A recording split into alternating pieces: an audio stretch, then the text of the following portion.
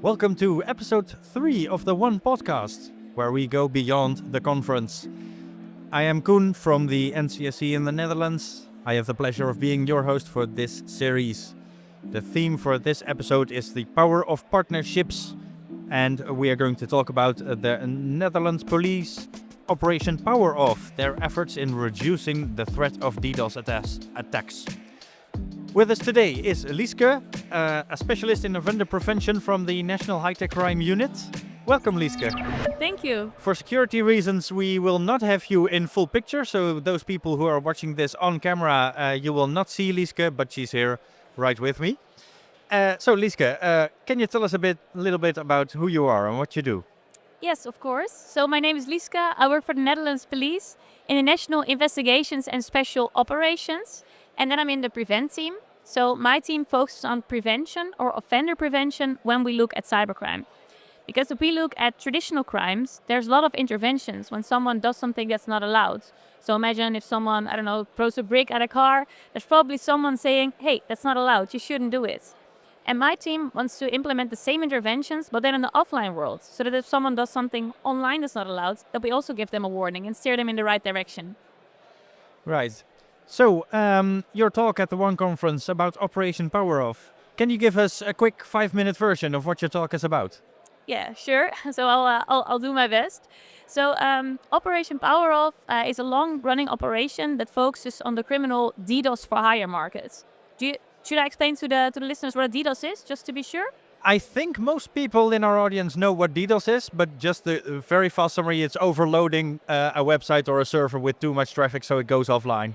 Yeah. I think that's plenty of summary. No, indeed. So that's the core subject of our operation. And to tackle this, we use a broad intervention strategy in which we focus on multiple aspects. So we have interventions on the admins, but also on the services, on the facilitators, on the users. We really aim to have the whole ecosystem, we take the whole ecosystem into our approach. And we do that with various partners. So we work together with international law enforcement agencies. We work together with academia, and we also work together with private partners in order to make an impact. And in our talk, we focus on the different interventions that we do. Because an example of an intervention is, of course, an arrest, as you might know, but that's completely at the end of the cybercriminal pathway. And with this operation, we also want to focus on interventions that you can do on an earlier stage. So, for example, we do online warning messages, or we send out warning letters, or we do Google Ads. So we do a big variety of interventions that I can tell a bit more about in the rest of this session, maybe. Yes. So those DDoS attacks, they can be a bit of a nuisance, but they can also have significant impact. What's exactly the threat of DDoS? Yeah, I think the biggest threat that we currently face when we're looking at DDoS is that it's more and more available as a cybercrime as a service. And that combined with the digitalization of our society makes it quite a big threat. Because if you look at cybercrime as a service, it means that someone who does not have any technical skills can actually conduct a cybercriminal offense as a DDoS. And that combined with us being more and more reliant on the digital world makes us very vulnerable. So I think that sums it up. Yeah. So this cybercrime as a service makes a low bar entry for criminals to start their DDoS attacks whenever they want. So in the industry, we tend to call those people script kiddies. They don't have any technical experience. They just know where to find the right script, which button to push, and they can start a DDoS attacks. But are we actually talking about kiddies, or what are the offenders here? Yeah, that's a very good question, and I think I have to say that it's a very diverse group because DDoS attacks can happen in different environments. So, for example, what we see is that youngsters sometimes do it in gaming, so that they try to boot their opponent offline to win a game. But it's also possible to do a DDoS attack at a school, for example. That's also something that we see often. But it's also possible to do it, for example, on mental institutes, and then it has way bigger effects.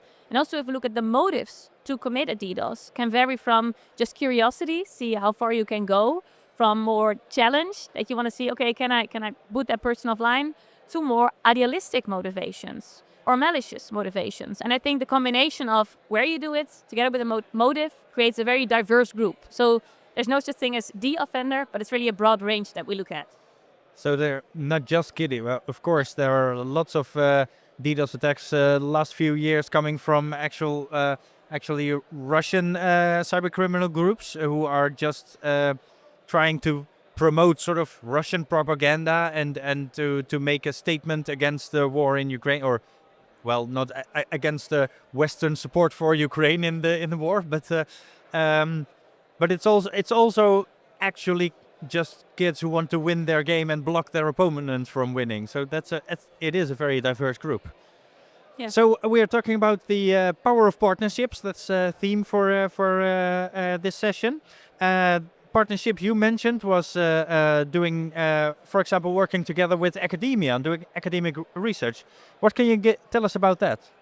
Yeah, so indeed, one of the core elements of PowerOFF is that we want to measure the impacts of our interventions. So really to decide, are we doing the right things? And what are the results of our actions? Or should we change our approach? What do we have to do? So that's why we collaborate with academia on the broader PowerOFF ecosystem. So to see, okay, what effects do our interventions have on the landscape?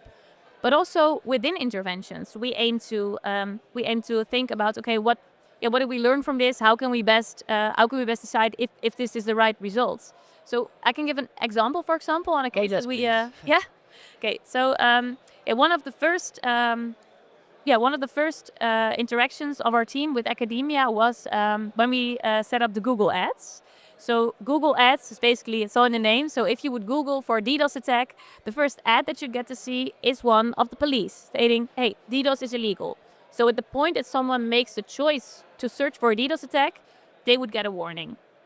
Well, I would like to say that we were the first ones to do this, but we were not. Another country was first, but they had good results. So we thought, okay, let's try it as well. And we added, together with academia, something to it, because we wanted to see what type of message works best for the engagement. So what type of message results in the most clicks on the ad. So then when we talked together with the academia to see, okay, what categories can we choose from? So we had 4 different categories. One a bit more a deterring tone. So DDoS is punishable by law. It's not allowed to do it. And we had one more advising. So play fair, losers DDoS. We had one more, I think, teasing. So do you want to DDoS a game? And one more blaming. So because you have to conduct a DDoS, your friends cannot play a game anymore.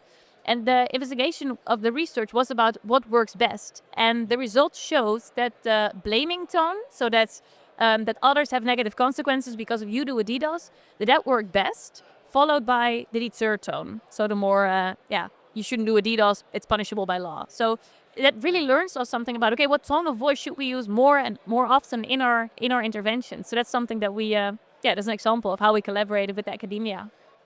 Interesting. So the more strict tone of voice, or that one is not as effective as the one focusing more on the actually the side of the victim. So, and I think if you look a bit more of, I thought about, okay, what could be, I think that comes because of the peer rejection. So that youngsters are often like susceptible for what others think of them. And right. Because that intervention focused more on that others have a negative result on what you do. So I think that provides a possible explanation for that result. Okay, so you've been doing these research projects with academia, and then you can apply those results in Operation PowerOFF. So can you tell a little bit about how these research results help you in making better decisions in your operations? Yeah, so I'll start with like explaining how do we use the Google Ads. So as we saw that the blaming and the deter work best. So when we continued with our YouTube ads, which is another intervention, so it's warning videos on YouTube before you watch the Buddha tutorial, we now have two conditions for that ad, and we have the deter one and the blaming one. So then we just chose these two to work on. But also when you look more at the broader landscape, research showed, or academia told us, that when you only focus on takedowns, but you don't catch them all, that there's a big chance that one booter service will take the monopoly of the market. So that still the amount of DDoS will keep rising, but that's not the result that you want. So they said, no, it's important to, aside of the takedown, so don't stop with the takedowns, don't stop with the arrests, but combine it with other actions, focusing more on the users, really focusing more on the ecosystem approach, and don't forget the other target audiences that we should focus on. So that's something that we took in our intervention. Have you also noticed research results which were less encouraging about things that did not actually work when you were experimenting with interventions that just didn't help out as you planned? Well, yeah, I have an intervention that didn't work out as we planned. So that was with for example the YouTube ads. So we thought, okay, that YouTube ads will work the same as Google ads. And Google ads, if you want to show an ad, you use certain keywords. So we thought, okay, if we use keywords on YouTube, then it will give the video that we want. But then we found out that YouTube works with personas. So if you're interested in DDoS, but also in cooking, for example, and you search for both terms after each other, then it might very well be that before you watch a cooking tutorial, that you get to see the DDoS warning ad. So that was a learning that we had. So that didn't work out too well. So then we had to change our approach. This is all about interventions with the actual perpetrators. But there's also the infrastructural side. So you have these cyber criminals operating cybercrime as a service. They have those booter websites where you could just order a DDoS attack for just a little amount of money, and botnets behind it actually doing those DDoS attacks. How do you intervene on the infrastructure side? Yeah, that's a good question. So as I mentioned, my team mainly focuses on the prevent bit, but we also have a more enforce bit that focuses more on these kinds of actions. And botnets are also an important target for within PowerOFF, but it's mainly done by that group. But a recent result is of the last summer, so the summer of 2025. Then one of the biggest botnets that was used for DDoS was taken down as a result of PowerOFF. So that's also something that we heavily invest in together with our international partners. Excellent. So, what do you uncover when you try to take a botnet down? Because I can imagine there's a whole group of almost professional cyber criminals behind it. What do you find when you take such a thing offline? I'll try to cover for my colleagues here, but when they investigate a botnet, it also sometimes leads to new leads that then lead to new infrastructure or other botnets that they can then write a new research proposal for and investigate further. So it can also provide leads for new investigations. Okay, so you do get a lot of data out of it, of course. When you take control of a server, you can get a lot of data. Yeah, that's a good point. Yeah, we also when we take down a botnet, there's often a lot of user data that we can also use for our interventions. And I think that's really one of the strong points of PowerOFF, because we distinguish more general interventions, such as Google Ads, for example, but also more data-driven interventions. So really that we use the data that we found for our intervention strategy. So imagine if you have this big amount of user data that you can use for prevent interventions. We try to triage the data to see, okay, what can we do with this? And then maybe we, depending on what is possible, of course, for a number of users, we try to arrest them. But also some users, for example, get a warning letter. Other users can get a warning email. So we really use this data to tackle the whole ecosystem. So you send a warning letter, just a physical snail mail letter to their home address. I can imagine that must be quite a significant, that may have a significant impact if someone actually gets a physical letter from the police, because they just performed a DDoS attack online and they probably didn't realize that they could be tracked down so easily. Yeah, you're right about that. It really is an intervention to get the online world to the offline world, because online people feel very anonymous, and it can sometimes be very confronting when you once get like a letter and maybe you're not the one to find it, but maybe your parents find the letter. So it's very, it can be quite a big impact. So also we, when we send out the warning letters, for example, we put in an email address that people could contact us on. And we got quite some responses, but also people who had questions, who wanted to start the conversation with us. So that's why we offered in our warning letter also to join an Ask Me Anything. online. So we hosted it. I think a week after we sent out the warning letters, we invited everyone to join the Ask Me Anything. And there was a number of people from the team who conducted the investigation was present there to answer any questions that there might be, because we very well understand that it's quite a big impact to get a warning letter. Okay, but it's interesting to hear that so many people who get these warning letters are still just curious and want to get in contact. Actually, you don't scare them off and they think, oh dear, I'm a criminal now. So they actually want to get the conversation going. Well, it depends per person. So there were a number of people who would like to have the conversation going, but there were also a number of people who were scared and who were like, okay, what do I have to do now? Can you give me some advice? So it really depended on the user what their reply was to that. Okay, well, it's very interesting. I did not actually expect so many people to be forthcoming after such an intervention, but it's good to hear that it does help get people back on the straight path after all in that way. So we're still talking about partnerships in this theme. Are there any other partnerships besides the academia we've told extensively about? What other partnerships can you tell us about?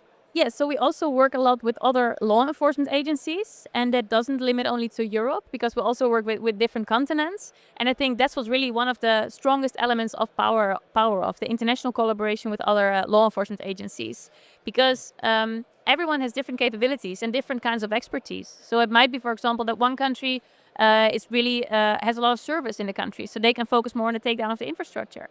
And then another country maybe has more access to admins running these sites, so they can focus more on the arrests.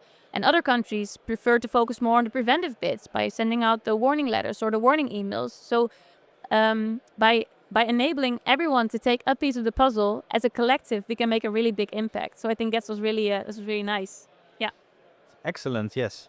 As we approach the end of the podcast, what are some of the key insights you would like to give to our listeners? So I think, one of the main key insights I think is very important to realize that DDoS can be perceived as a mischief or as a small offense, but it's definitely not, and it can have really a severe impact. And I think that's why it's really important that as a society, we all have to find our own piece of the puzzle to contribute to this phenomena. Okay, so if anybody, any listener was planning to do something bad, just don't do it. Yes, DDoS attacks can actually be very impactful if you hit the wrong system on the wrong moment, and it can also have chain effects, not just the owner of the server, but other organizations that depend on it or other people who depend on it.